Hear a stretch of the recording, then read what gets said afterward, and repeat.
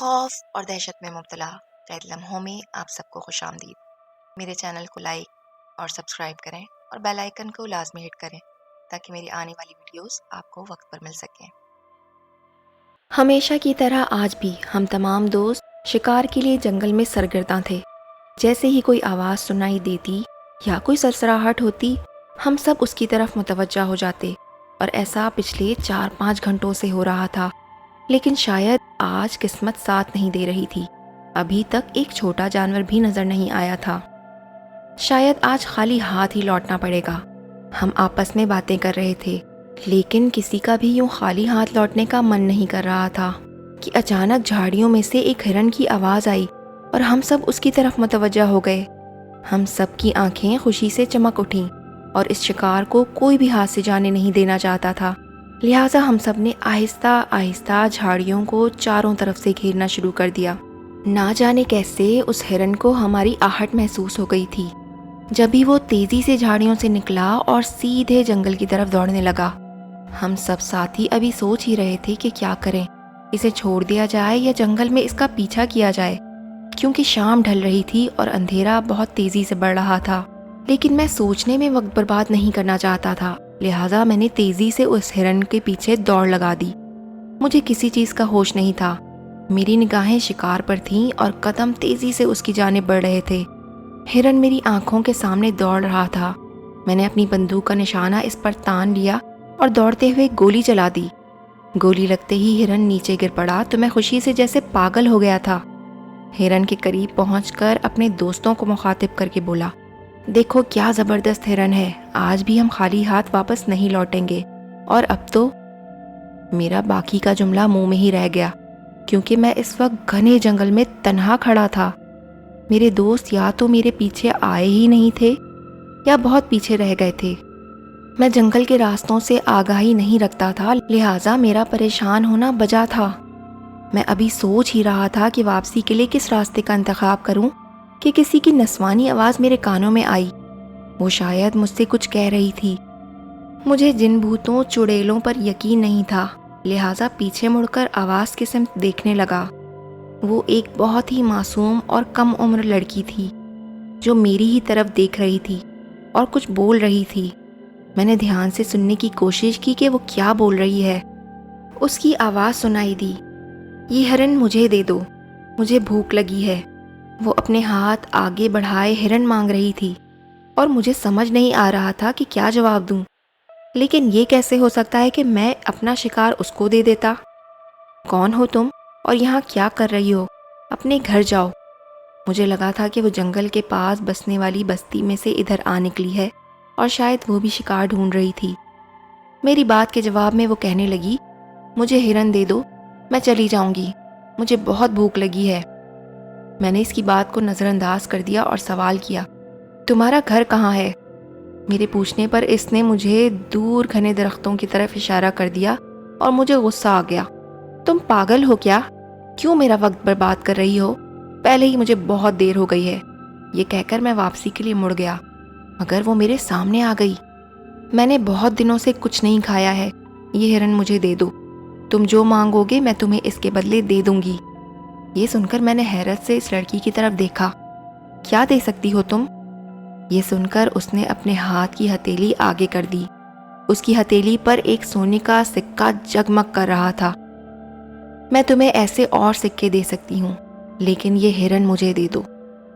میں نے ہاتھ آگے بڑھایا تو وہ بولی، لیکن تمہیں وعدہ کرنا ہوگا کہ ہر روز تم مجھے ایسے ہی ایک ہرن کا شکار کر کے لا کر دو گے۔ میں نے بنا سوچے سمجھے سر ہاں میں ہلا دیا اور سکہ لے لیا۔ جاؤ، گھر جانے کا راستہ اس طرف سے ہے۔ اس نے ایک طرف اشارہ کیا اور ہرن کی طرف بڑھ گئی۔ میں نے کہا، دیکھو میں کل اسی وقت یہاں تمہارے لیے ہرن لے کر آؤں گا، لیکن تم مجھے دھوکہ دینے کی سوچنا بھی مت۔ میں نے کہا تو وہ مجھے عجیب ہی نظروں سے گھورنے لگی، جیسے کہہ رہی ہو اب جاؤ یہاں سے۔ میں اسے ہی دیکھ رہا تھا اور مجھے اتنی دیر میں پہلی بار اس کی آنکھیں غیر معمولی کالی محسوس ہوئی تھیں، لیکن میں اسے اپنا وہم جان کر آگے بڑھ گیا۔ کچھ دور چلنے کے بعد مجھے خیال آیا کہ مجھے بھی کیا ہو گیا ہے، ایک لڑکی کے کہنے میں آ کر سب کرتا جا رہا ہوں۔ اب پتہ نہیں یہ راستہ مجھے کہاں لے جائے گا اور ابھی میں یہ سوچ ہی رہا تھا کہ مجھے پکی سڑک نظر آنے لگی اور میں نے خدا کا شکر ادا کیا۔ واقعی اس لڑکی نے راستے کی صحیح نشاندہی کی تھی۔ گھر آیا تو بیوی بچے اور دوست احباب پریشان تھے۔ پہلے تو سوچا سچ سچ بتا دوں، لیکن پھر لالچ نے میرا منہ بند کر دیا اور میں نے جھوٹ بول دیا۔ ہرن مجھے ملا نہیں، اس کے پیچھے پیچھے بہت دور آگے نکل گیا تھا۔ بڑی مشکل سے گھر واپس لوٹا ہوں۔ خیر یہ سن کر بیوی بچے اور دوستوں نے شکر ادا کیا کہ میں خیریت سے گھر لوٹ آیا۔ اگلے دن میں پھر جنگل کی طرف کسی کو بنا بتائے خاموشی سے نکل گیا اور پھر ہرن کو شکار کے لیے ڈھونڈنے لگا۔ لیکن دوپہر کے بعد پھر شام ہونے کو آئی تھی اور آج بھی شکار مشکل ہی لگ رہا تھا، لیکن مجھے آج کسی بھی حالت میں شکار چاہیے تھا، وہ بھی ہرن کا۔ ساتھ لایا پانی بھی ختم ہو چکا تھا اور مجھے سخت پیاس محسوس ہو رہی تھی، لہٰذا میں نے اپنے قدم ندی کی طرف بڑھا دیے اور ابھی میں ندی سے کچھ فاصلے پر تھا کہ مجھے ایک ہرن پانی پیتا ہوا نظر آ گیا۔ میں خوشی کے مارے اچھل پڑا اور فوراً سے پیشتر اپنی بندوق کا نشانہ اس پر تان لیا۔ تھوڑی ہی دیر میں میری بندوق کی گولی اس ہرن کی گردن میں تھی۔ میں جلدی سے ہرن کی طرف بڑھا اور اسے اٹھا کر اس جگہ لے آیا جہاں کل وہ لڑکی مجھے ملی تھی۔ میں نے ابھی ہرن کو نیچے ہی رکھا تھا کہ وہ لڑکی ایک بڑے درخت کے پیچھے سے نکل کر میرے سامنے آئی اور بولی، میں کب سے تمہارا انتظار کر رہی تھی، لاؤ ہرن مجھے دو۔ وہ مخاطب تو مجھ سے تھی لیکن دیکھ ہرن کی طرف رہی تھی۔ میں نے کچھ کہنے کے لیے منہ کھولا ہی تھا کہ اس نے اپنی ہتھیلی آگے کر دی اور آج بھی سونے کا چمکتا ہوا سکہ اس کی ہتھیلی پر موجود تھا۔ میں نے وہ سکہ اٹھا لیا۔ اب جاؤ یہاں سے اور پلٹ کر پیچھے مت دیکھنا، میں کل تمہارا پھر یہیں انتظار کروں گی۔ اور اس سے پہلے کہ میں کچھ کہتا وہ ہرن پر جھک گئی اور اسے دیکھنے لگی۔ مجھے اس سے کوئی مطلب نہیں تھا، مجھے تو صرف سونے کے سکے سے مطلب تھا جو مجھے مل گیا تھا، لہٰذا میں واپس آ گیا۔ اس لڑکی کو ہرن کا شکار دیتے مجھے 1 ہفتہ یعنی 7 دن ہو گئے تھے اور میرے پاس سونے کے 7 سکے جمع ہو گئے تھے۔ اب میں نے اس راز میں اپنی پیاری بیوی سکینہ کو بھی شامل کرنے کا سوچ لیا۔ میں اپنی بیوی سے بہت پیار کرتا تھا، لہٰذا میں نے اس کو سب کچھ بتا دیا۔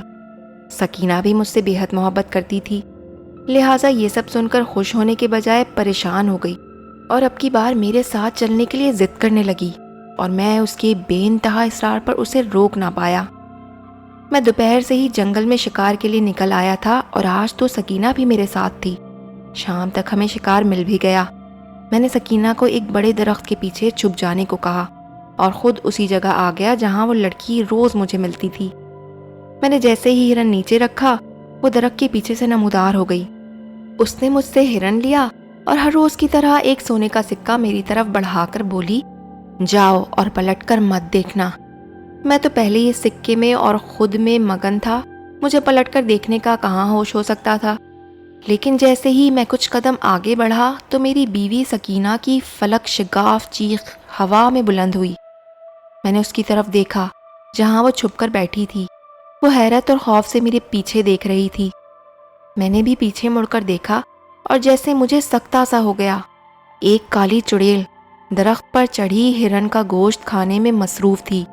اس کے کالے سیاہ بال درخت سے نیچے آ رہے تھے، آنکھیں انگارہ ہو رہی تھیں، زبان بہت بڑی تھی اور ہرن کا خون درخت سے نیچے گر رہا تھا۔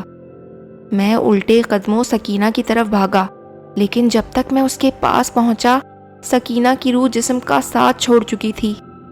اسے دیکھ کر میں غم سے پاگل ہو رہا تھا کہ مجھے سکینہ اپنی جان سے بھی زیادہ پیاری تھی۔ میں نے اس کے مردہ وجود کو اٹھایا اور گھر کی طرف دوڑ لگا دی۔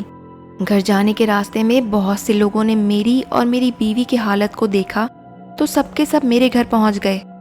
تمام لوگوں میں میرے دوست بھی شامل تھے۔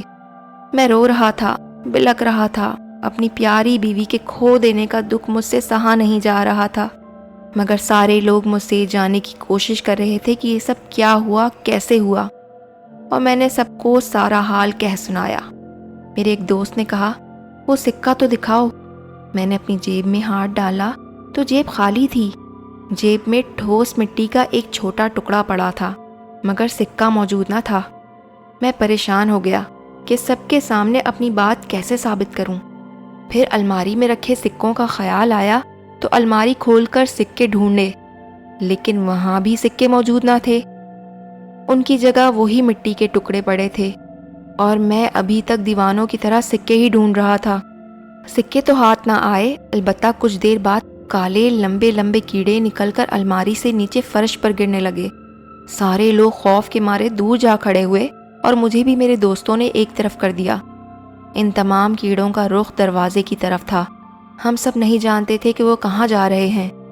میں نے آگے بڑھ کر غصے میں انہیں مارنے کی کوشش کی تو مولوی صاحب جو جانے کب سے اس جگہ چلے آئے تھے، انہوں نے مجھے روک لیا اور کہنے لگے، ایسا غضب مت کرنا ورنہ وہ چڑیل تمہیں نہیں چھوڑے گی، وہ خود یہاں سے جا رہی ہے تو جانے دو۔ اور پھر میرے قدم آگے بڑھنے سے رک گئے۔ اس کے بعد میں اپنی پیاری بیوی کی لاش کے پاس آ کر بیٹھ گیا تو مولوی صاحب نے کچھ پڑھ کر پورے گھر میں پھونکا اور مجھ سے کہا، اب اس گھر کو خالی کر دو اور کہیں اور جا کر رہو ورنہ وہ چڑیل تمہیں تنگ کرتی رہے گی۔ اور اب میں بھی اس گھر میں نہیں رہنا چاہتا تھا، لہٰذا بیوی کی تدفین کے بعد اگلے ہی دن وہ گھر میں نے خالی کر دیا۔ اس سارے واقعے میں میں نے اپنی بیوی سکینہ کو کھو دیا۔